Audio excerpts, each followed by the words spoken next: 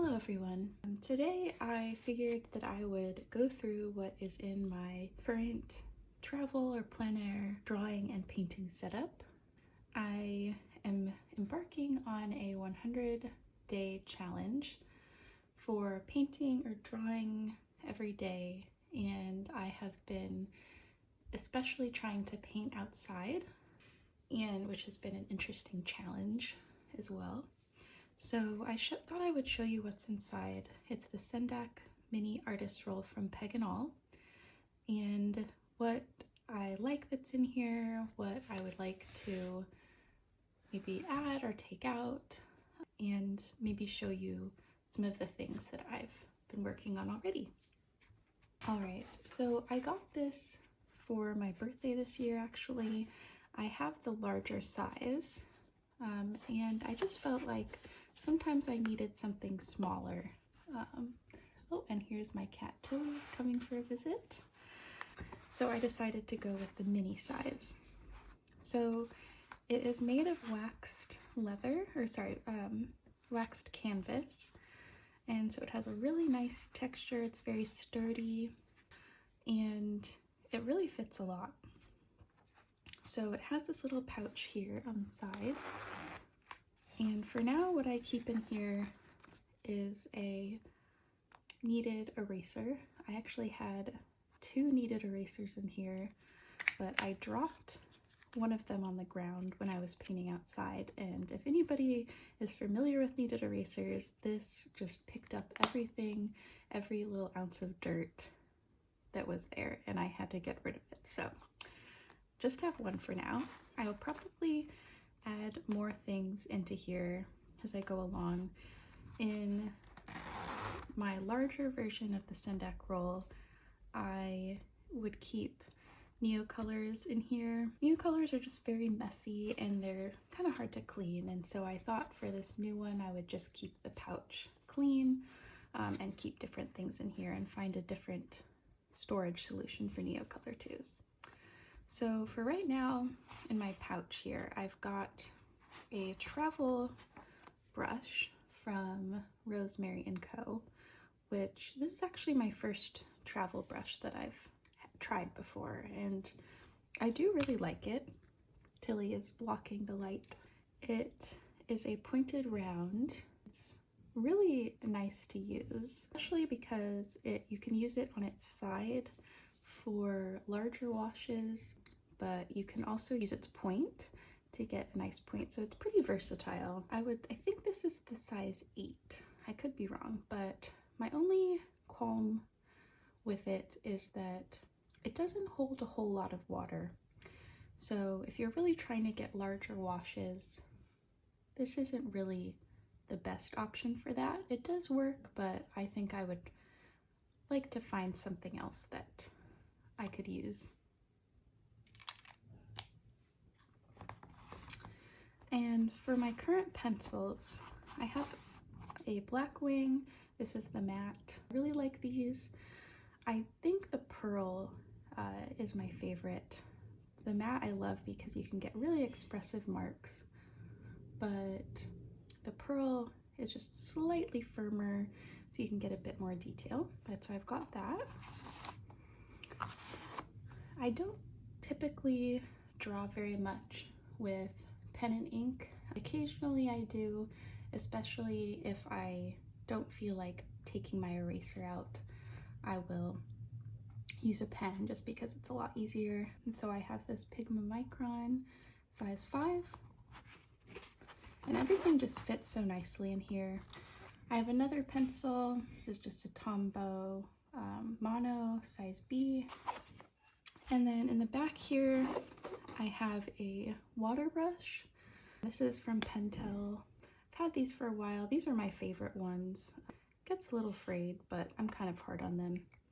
I don't love water brushes, I think because I like to be able to have a lot of mixing space, and I like to make pools of washes, and I find that it's harder. You can't really clean your brush. I mean, I will keep, a paper towel and you can kind of wipe it off on a paper towel, but it's not the same as using a pot of water, but in a pinch, you know, they're really convenient to have. So I've got that in there. And then I have this little clip, little binder clip that I use to clip on. This is the Art Toolkit Pocket Palette. And in here, this is the medium size. And so you can just arrange it how you'd like. So I, picked some of my colors out and I added 2 extra mixing wells because I just need a lot of mixing space. I picked the colors that I like. They have different sizes of mixing containers that you can use, but I've found that these are nice. I don't love the colors that I have right now, this combination. I tried some new colors out, and I can show you in some of my paintings that they just are not as vibrant, perhaps, as I'm usually used to. So that's that. And in there, I like to keep a little sponge. This is from the Stay Wet palette. If anyone has tried those, the Masterson Stay Wet palette, and I just cut it, about the same size as this because it absorbs a lot more water and I can reuse this. And so that just goes in there. And for my sketchbook that I'm currently using, this is the Etcher Perfect Sketchbook, or Everyday Sketchbook, and it's the hot press kind in B5. And I've been really enjoying these. Out and about, I will use my palette and I just use my clip and I clip my art toolkit to the corner, and to make it even easier, I kind of squeeze in, sometimes it's a little harder, my sponge here. And so when I'm painting, I can just wipe my brush on the sponge, and it's just really convenient that it's all there. And then I'll usually have a water cup, which I can show you. And I have a few different water cups, but I have a small one that I keep. They have 2 back pouches, and let me get it out here. I have this very small size water, like shot glass, and it's super small, and so I usually will just put it off to the side. I do have a larger one, and this is the Faber-Castell collapsible water cup, but it does not fit in the Peg and All sketchbook. So this one is just really nice, and I can just keep it in here all the time. I want to just have everything set up and ready to go so that when I'm ready to go out sketching, I don't have to think about it. The last thing that is essential to when I sketch outside and with this kit is one of these clips, and that is to keep my sketchbook from, till it lays flat. I thought I would show you a few of my sketches that I've done so far in this month from sketching outside. This is in the Etcher sketchbook. So I'm trying to improve my watercolor skills, and I guess I started April 26th, but I'm trying to improve my watercolor skills, especially outside. I am an illustration student in my final year of school. I have 1 semester left until I graduate. I've been able to take, during my lunch break at work, I can go out and I bring my kit and I can just sit and paint, and this was one of those, just to kind of get the hang of it. And I really want to practice painting trees. I'm trying not to be precious with the sketchbook. I think that is something that I'm typically, used to doing and trying to get better at that. This is another tree and a sketch from a photo. And you know, not all of our drawings can be winners, really. This was from my backyard. Again, trying to figure out how to depict foliage is very difficult, especially with watercolor, as you can see by this. This was something from on my break at work, and it's supposed to be some boat harbors. I love this sketch. I think that the value composition is super interesting. But, you know, once things weren't drying, and yeah, I just kept painting wet and wet, and we all just have those days. This was just another value study, trying to understand value of foliage. And then this was from my backyard.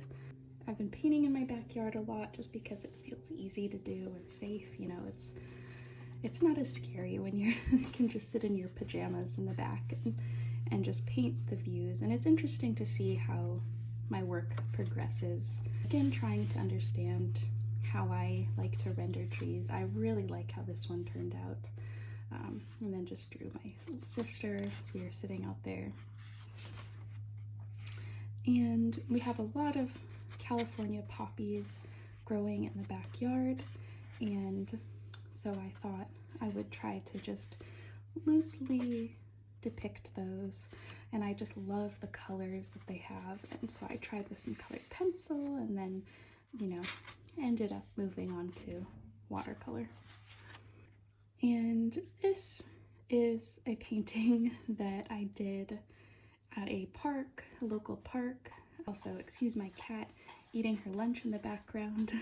I took a little intermission because Tilly, my cat, needed to cuddle for a moment, and I realized that the light was dimming, and so I turned on my daylight bulb to hopefully help with the light.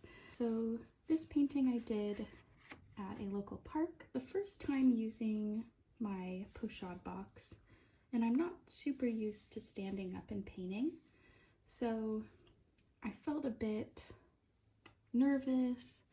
I also attempted to do a full spread, and I had people coming up and talk to me, who were very, very nice, but you know, it just maybe puts you on edge a little bit. And trying to render the foliage, the light was changing, all sorts of things, but I do love the colors of the greens and capturing the largeness of the scene. So everything's a learning experience, and you can just take what you learned and go from there.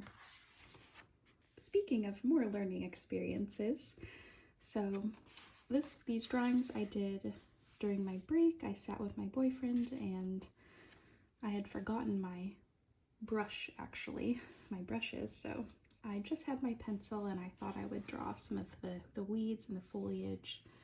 And then this was from a photo, and I just decided to try and be really loose. I was, you know, having a hard time getting going painting that day, and so just throwing some paint on the page. And I love the shapes of the background here. And then these were some paintings, some from life and some from a photo. This was from a photo, and I really want to get better with watercolors and rendering clouds. And so I did these outside in the backyard. This was my first attempt, and this was my second attempt. So, you know, you're always going to learn something, and not everything's going to turn out. You know, this was a little too dark, but this one I actually am really happy with, and I feel like they were moving and the light's changing, and so, but it's always good to paint from life. I think you just learn more from it. And these were just some trees, trying to figure out how I like, what kind of greens this palette mixes.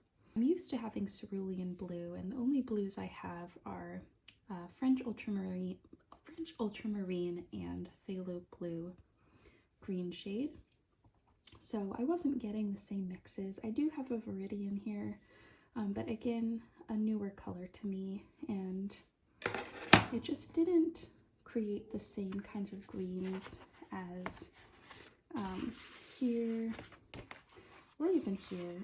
So just figuring out how to mix greens and color and such. But that is all I have for now. This page was actually day 1 of my 100-day challenge, which was yesterday, and today will be day 2. So I figured I would do a video each week of the days and just showing you clips from my painting adventures or painting in the studio and showing you what I get up to. I hope you enjoyed the video today. It would be great if you could give this video a like or subscribe to follow my journey, and I'm excited to share more of what I do. Thank you so much.